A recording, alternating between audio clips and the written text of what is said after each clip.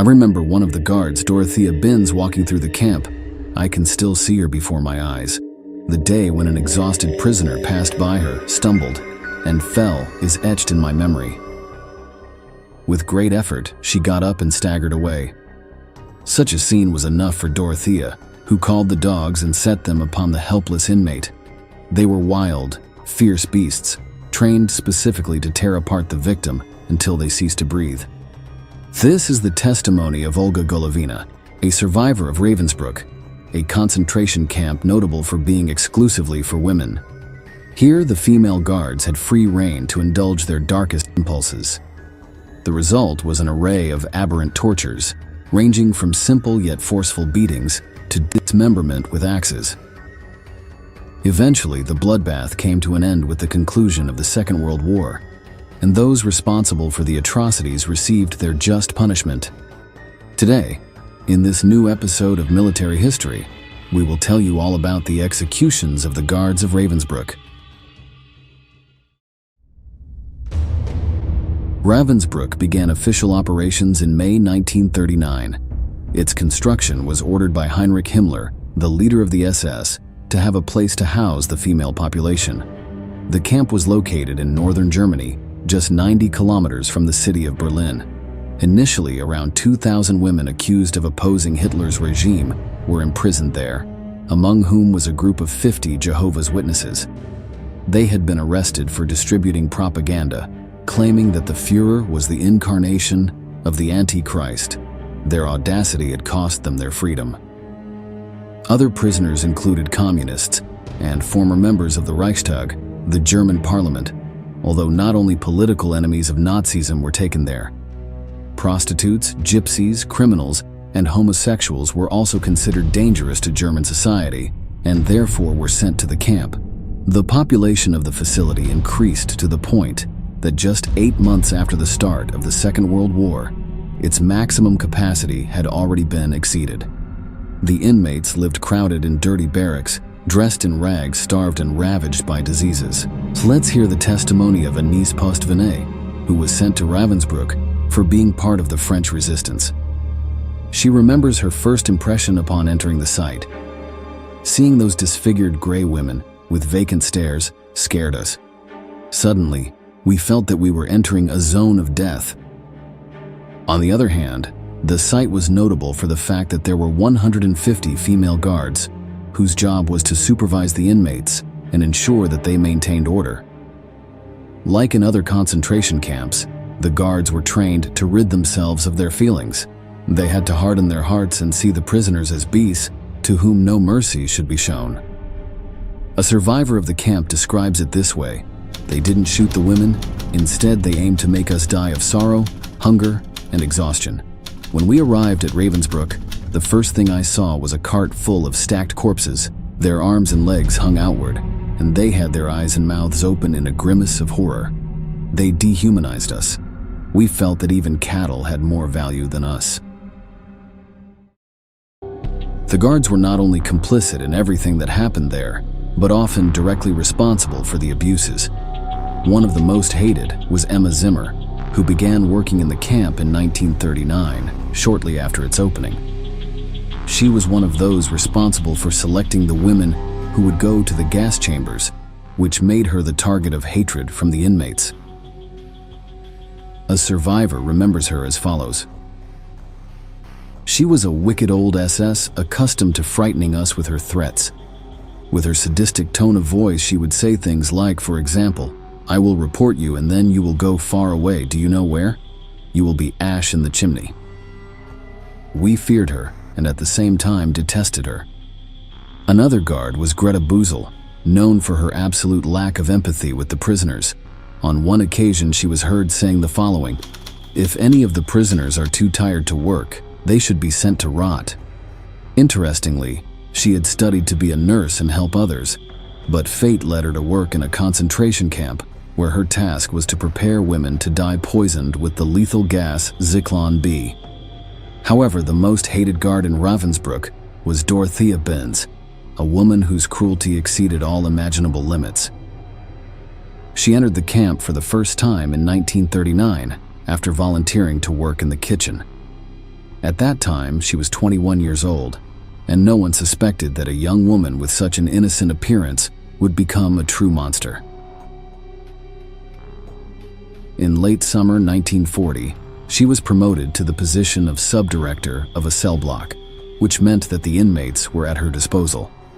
It was at that moment that she unleashed her cruelest side and acquired the taste for savagely beating the prisoners until they were on the brink of death. In 1944, her inhumanity was rewarded with a new promotion, this time to the position of Oberaufseherin, meaning chief supervisor of the concentration camp. Her power was absolute, and although she had other direct superiors she had to obey, the truth is that she was allowed to do as she pleased. Dorothea would inspect the prisoners twice a day. The women had to line up in the courtyard for hours without being able to move, regardless of whether it was sweltering hot, bitterly cold, pouring rain, or they were exhausted from hunger. They couldn't speak, sit, look at each other, and certainly not gaze upon the guards. The process lasted a couple of hours until every inmate had been called by name to confirm their presence and prove that none had escaped. The photograph you are currently seeing shows Dorothea in her work uniform, standing next to her gigantic German Shepherd. The dog was trained to attack at the signal of the supervisor, something that, as we saw at the beginning of the video, happened frequently. Binns had little patience for those who broke the rules, no matter how insignificant the infraction. A woman with improperly fastened clothes, or who accidentally dropped a crust of bread to the ground, could receive dozens of lashes as punishment. Dorothea used to walk with a whip in one hand, scanning the prisoners from head to toe, looking for any excuse to strike them. Next, we will hear the testimony of Dagmar Hajkova, a Czech survivor of Ravensbrück, who witnessed one of the supervisor's most brutal crimes. Dorothea noticed a woman she thought wasn't working hard enough. She approached her and slapped her to the ground. Then she took an axe and started hacking at the inmate, until her lifeless body was nothing but a bloody mass. When she finished, Dorothea wiped her shiny boots with a dry piece of the corpse's skirt. She mounted her bicycle and pedaled back to her quarters unhurriedly as if nothing had happened. The guards continued to behave like angels of death throughout the war, although their reign of terror was approaching its catastrophic end. In the spring of 1945, as the Third Reich was cornered, the Red Army of the Soviet Union launched a sweeping advance into German territory. On April 30th of that year, they reached Ravensbrück and liberated the 3,000 survivors who were still imprisoned there. In the following weeks, the camp guards were identified and arrested by the Allies. Immediately, a trial against them began. Evidence of their crimes was collected, and witnesses who could testify to the abuses were sought. Greta Bösel and Emma Zimmer, whom we mentioned earlier, were found guilty of committing war crimes related to the mistreatment of prisoners. They were executed by hanging on May 3, 1947, and September 20, 1948, respectively. The fate of Dorothea Binns, the all-powerful supervisor of the concentration camp, would not be much different. In April 1945, upon learning that the Soviets were approaching her position, she decided to escape on her own. She was aware that if the Russians caught her, she could consider herself dead, so she risked everything in a desperate escape. She only made it to Hamburg, where she was quickly identified by a patrol of the British Army and taken into custody. The trial against Dorothea and other officers of Ravensbrück lasted 2 years, and in the end, the former supervisor was sentenced to death by hanging. What you are seeing now is the filmed record of the moment when the accused heard their final sentence. There, identified with a sign bearing the number 5, was Binns. In April 1947, while awaiting death, Dorothea attempted suicide by cutting her veins. However, she was saved by the guards who intervened just in time to prevent her from escaping justice. On May 2nd of that year, she was led to the gallows, where she was forced to stand on the trapdoor. A black hood was placed over her face and the noose was tightened around her neck. Then, the executioner activated the mechanism. Dorothea Binns fell through the hole, and her neck broke instantly. Thus, the story of the torturers of Ravensbrück reached its grim conclusion.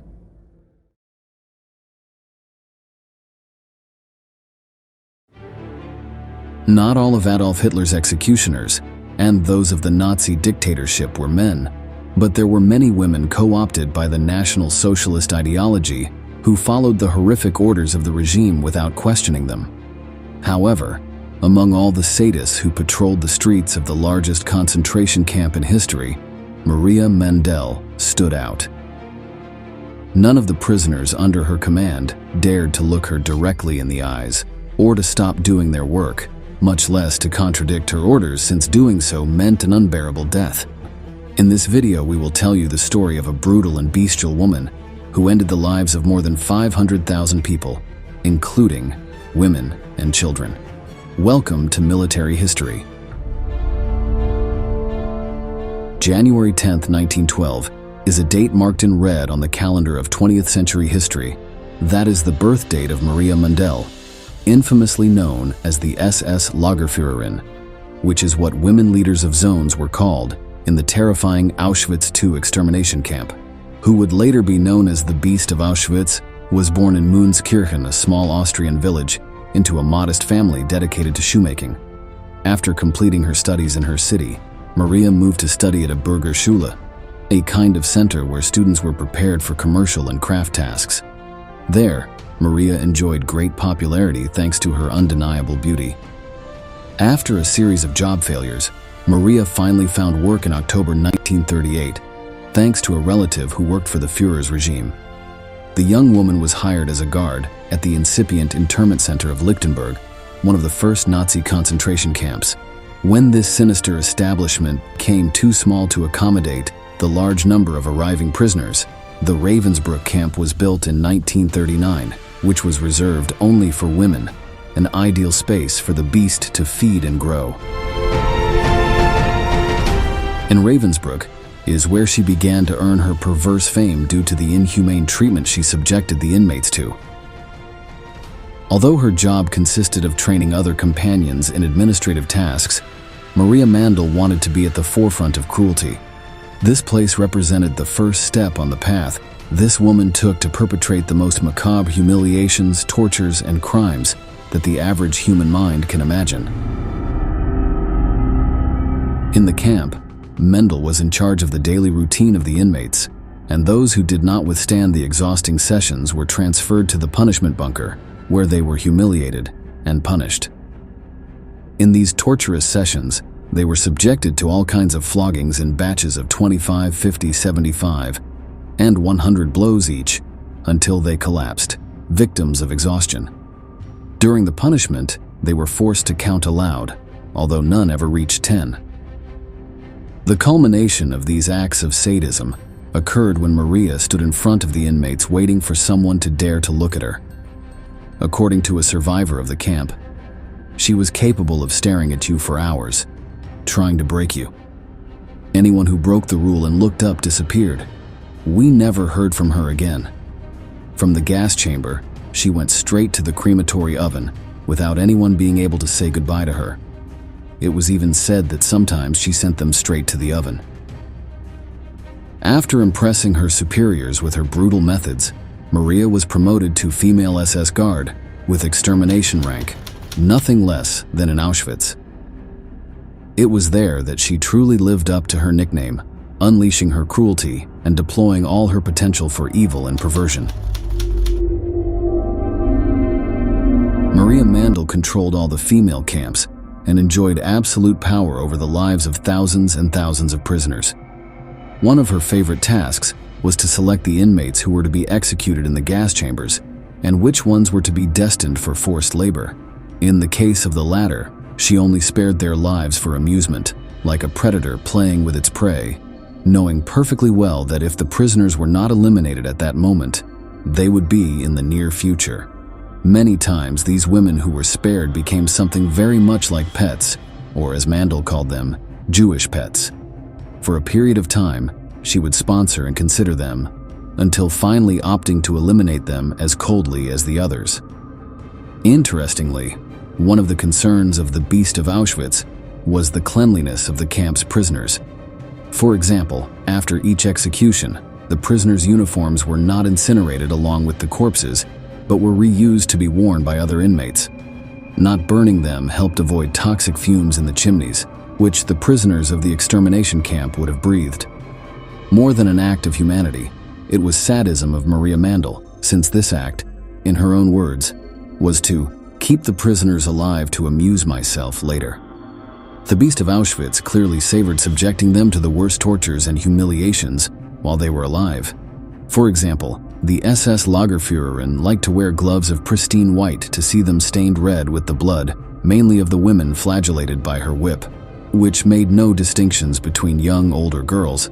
The fact that this satanic woman was especially ruthless with women, children, and girls was because they represented the possibility of the continuity of the Jewish lineage, and she was not going to allow it. They were an inferior race, and the anti-Jewish beast was going to make sure they knew it and eliminate them. After her transfer in 1944 to the subcamp of Mühldorf in Dachau, where she continued to perpetrate indescribable tortures and carry out her selections for the gas chamber, Maria Mandel was forced to flee with the imminent arrival of the Allies. Her plan was to return home, but after 10 days of fleeing, she was captured and interrogated by the American Army on August 10, 1945. After being detained for approximately a year, she was transferred to Poland, where she would be tried for crimes against humanity. During that trial, the voices, until then oppressed, of the inmates who had been rescued from the extermination camps where Maria Mandel had carried out her criminal abuses, were heard. Without accepting the charges against her, much less assuming guilt, Mandel declared, denying all the atrocities she had committed, "I had neither whip nor dog. While serving in Auschwitz, I was hindered by the terrible severity of Rudolf Höss. I was totally dependent on the commander and could not inflict any punishment." On December 22, 1947, the court handed down its verdict, and Maria Mandel was sentenced to die by hanging for murdering, torturing, and humiliating 500,000 people, including an immeasurable number of children. After her conviction, Mandel had the opportunity to repent of her crimes, with a prisoner named Stanisława Rachwałowa, a former Auschwitz prisoner who was imprisoned on charges of being a communist, in the same prison cell. The prisoner recounts that the Beast of Auschwitz asked her forgiveness for everything that had happened, but those apologies were never made public. Maria Mandel was hanged on January 24, 1948, amidst cries of "Long live Poland," at the age of 36.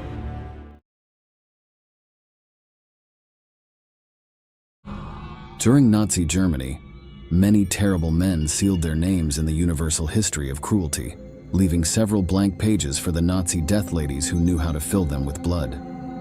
Today, we will focus on 3 specific cases whose bloody history has sent chills even through the toughest courts of post-war Europe. Maria Mandel, the Beast of Auschwitz, who sent 500,000 people to their deaths, including women and children. Ilse Koch, infamous as the Bitch of Buchenwald, who perpetrated carnage among Holocaust victims simply for pleasure, and designed a sinister wardrobe made from the skin of her victims.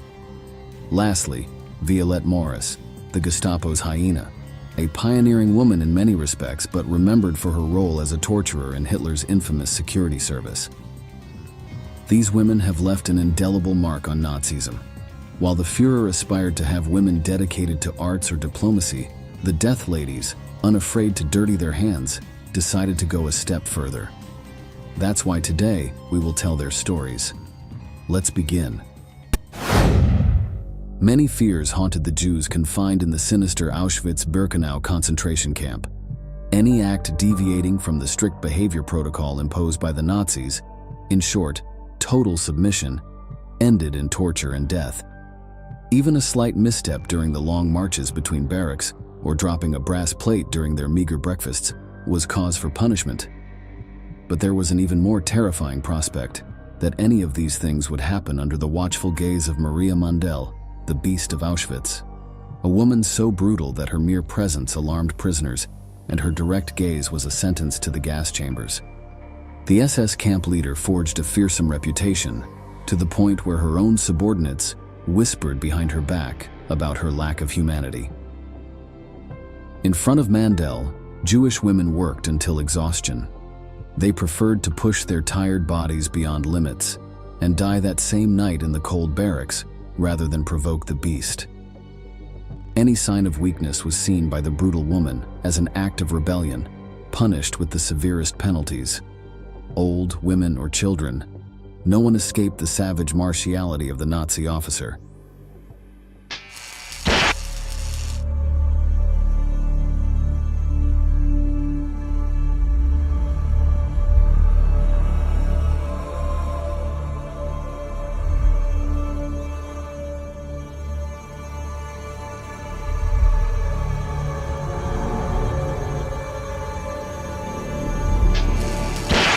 Maria Mandel was born on January 10, 1912 in Münzkirchen, a small Austrian town.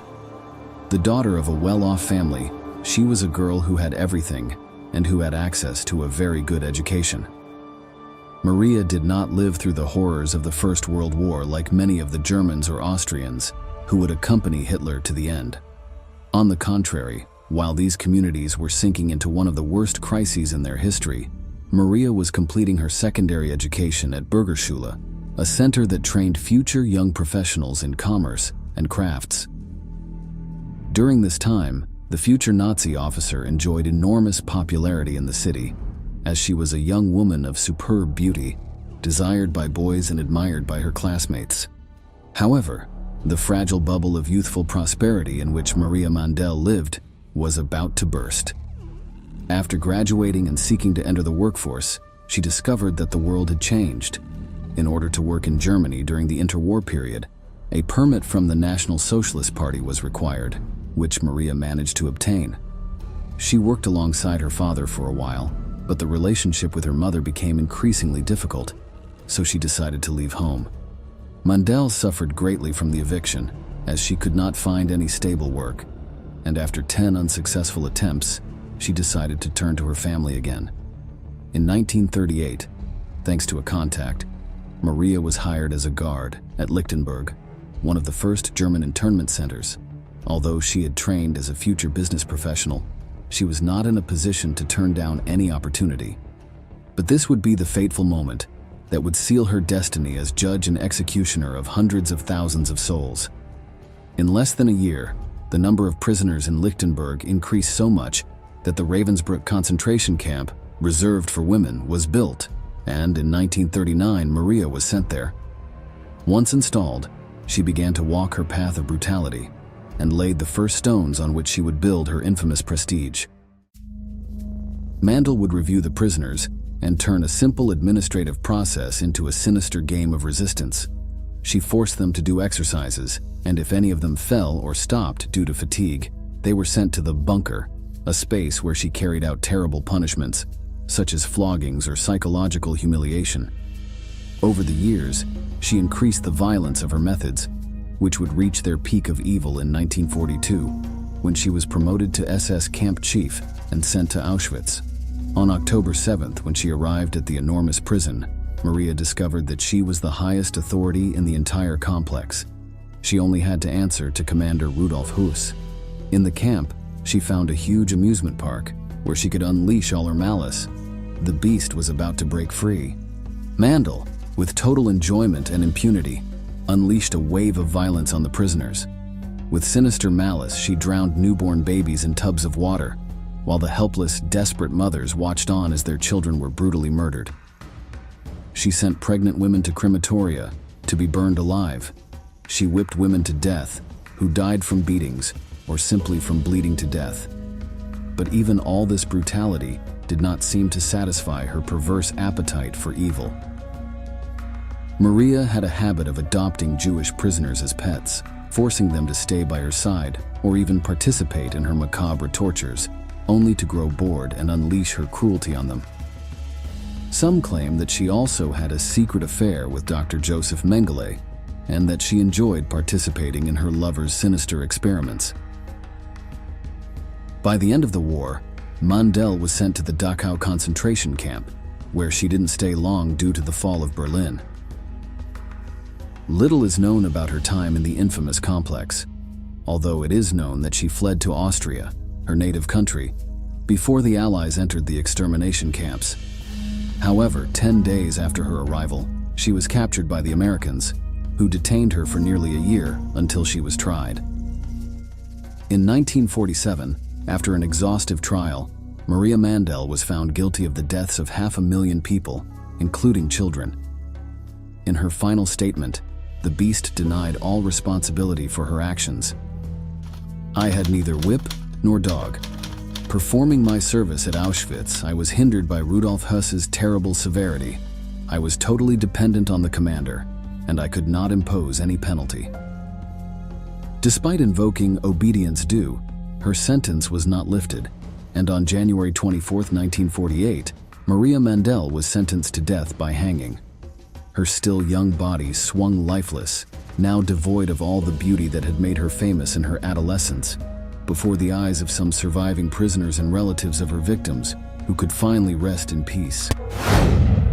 Violette Morris's case is quite different from the other women on this list, as although she ended up working for Nazism, the French-born athlete achieved profound recognition in her personal life before Hitler's advance. Morris was born in France in 1893, had a peaceful childhood, and spent her entire adolescence as a pupil in a convent. Upon finally entering the world, she decided she would be a woman different from those of her time, and her first act of rebellion was related to the world of sports. At the age of 15, she began practicing all kinds of physical activities, such as cycling, swimming, weightlifting, tennis, and even boxing. In 1914, she married Cyprien Gourand, but it was not a happy marriage. Violette spent little time with her husband, instead dedicating herself to practicing discus throwing, javelin, and soccer, sports strictly for men. She developed her muscles to a bodybuilder's level and was said to be as strong as a bear. An adrenaline enthusiast, she enjoyed racing cars, which allowed her to serve as an ambulance driver for the Red Cross during World War I. She also worked as a courier on a motorcycle during the brutal Battle of Verdun. After the conflict ended, and following a few months hospitalized due to pleurisy, she continued dedicating her life to sports. Between 1921 and 1924, she set several records in shot put, discus, and javelin throwing. She was also a national boxing champion, won several car races, and achieved numerous gold medals in women's Olympics. During this time, she also decided to divorce her husband, began dressing as a man, and declared her lesbianism to the world. A true pioneer, Violette became a symbol for intellectuals and artists of her time. Morris even underwent a double mastectomy, removing both breasts to better fit into racing cars.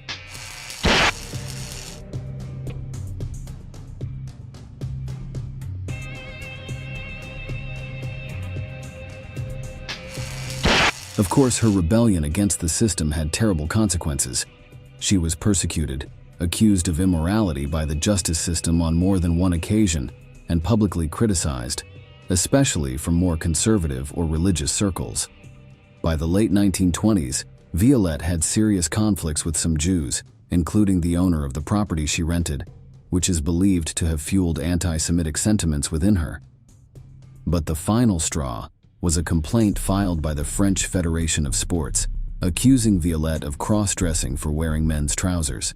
Despite Morris's defenses, the court ruled against her, and she was barred from representing her country in official competitions.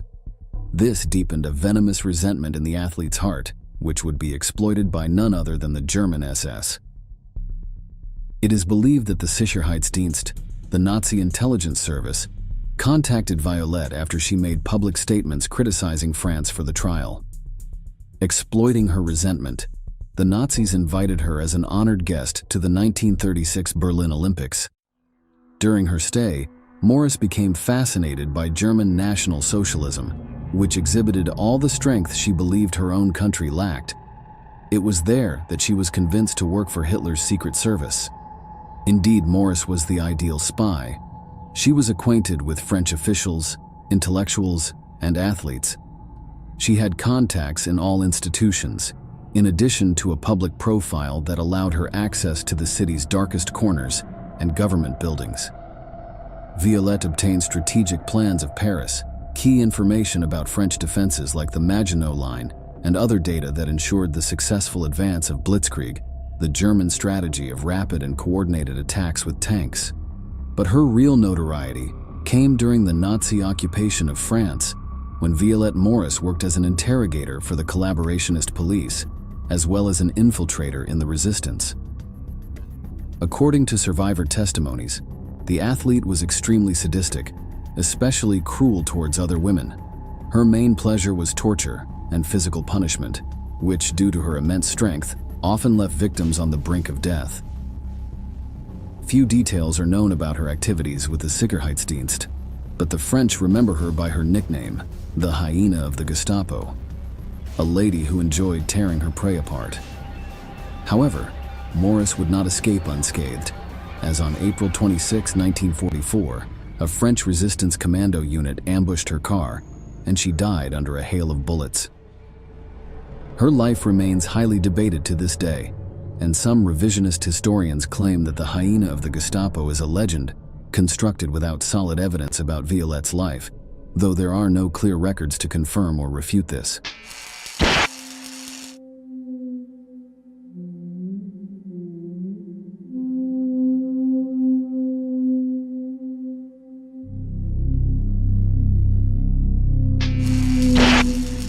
Unlike Maria Mandel, Ilse Koch did not have a hierarchical role within the SS, but rather enjoyed the privileges of being the wife of a high-ranking officer, Field Colonel Karl Koch.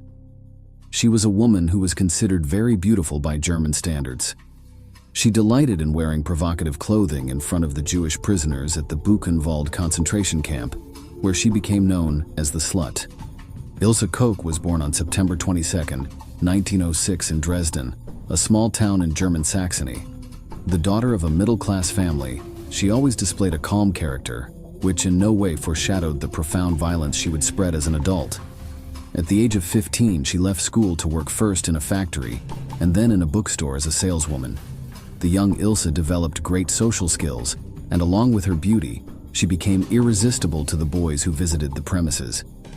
Little by little, she became known among the Nazi officers, who involved her in political activity, to the point that she forged friendships with members of the SS.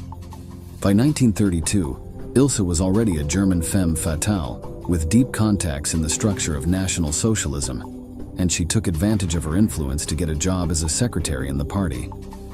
The charming young woman continued to attract the attention of all the men she met, until she found herself face to face with Heinrich Himmler himself, the head of the SS. Although he was married, he considered that the exquisite Ilse was an excellent match for a young Aryan, and he introduced her to Karl Koch, one of his most important aides who served as colonel at the Sachsenhausen camp. Whether Heinrich had the eye of Cupid or exerted a certain amount of pressure on his right hand, Koch and Ilse married in 1936. But it was in 1939 that the couple really connected, thanks to the sinister atrocities they carried out together at the Buchenwald extermination camp. Although the Kochs already had children, after the mandatory period of dedication to parenthood established by the Reich, they returned to the camp command with a renewed sense of cruelty. Karl was already a known sadist and was noted for his methods of torture, but far from appeasing him, Ilse upped the ante, and the couple launched into a bloodthirsty frenzy of abuse. The Kochs were known for returning to the most brutal traditional tortures of medievalism. We are talking about branding prisoners using red-hot irons, crushing their limbs with hammers, and whipping them with barbed wire or whips with razor blades. But what awaited the prisoners at Villa Koch, the estate where the family lived in Buchenwald, was even worse. Ilse had become a woman drawn to perversion in different ways. According to the Germans themselves, she organized orgies in her home and then feasted on torture with the Jewish prisoners. Whether with friends or strangers, the young woman showed an appetite for extreme emotions that was impossible to satisfy. To appease his wife's needs, Karl ordered the construction of a sort of pavilion of excess, a bunker of horror, where Ilse could carry out her events, whether sexual or bloody. The building measured 40 meters wide by 100 meters long and housed several rooms equipped for carrying out torture or carrying out orgies, with furniture built to cause indescribable pain or mirrored rooms that provided a 360-degree view of the feast.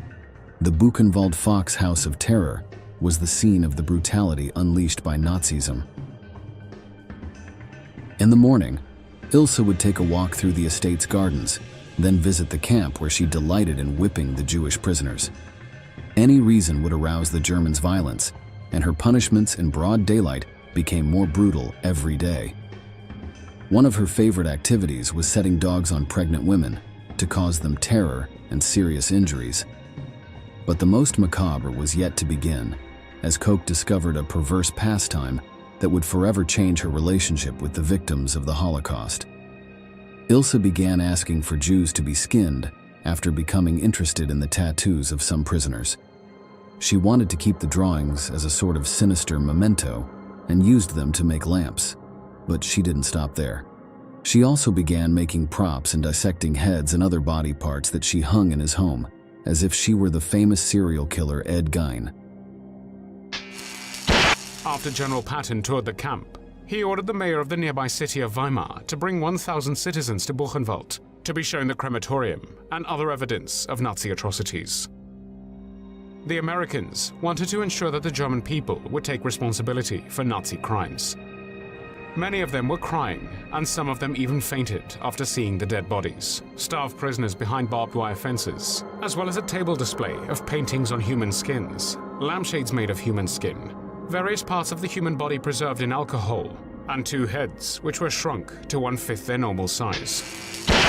After being captured with her husband at the end of the war, several witnesses claimed to have seen prisoners' tattoos printed on Ilse's underwear.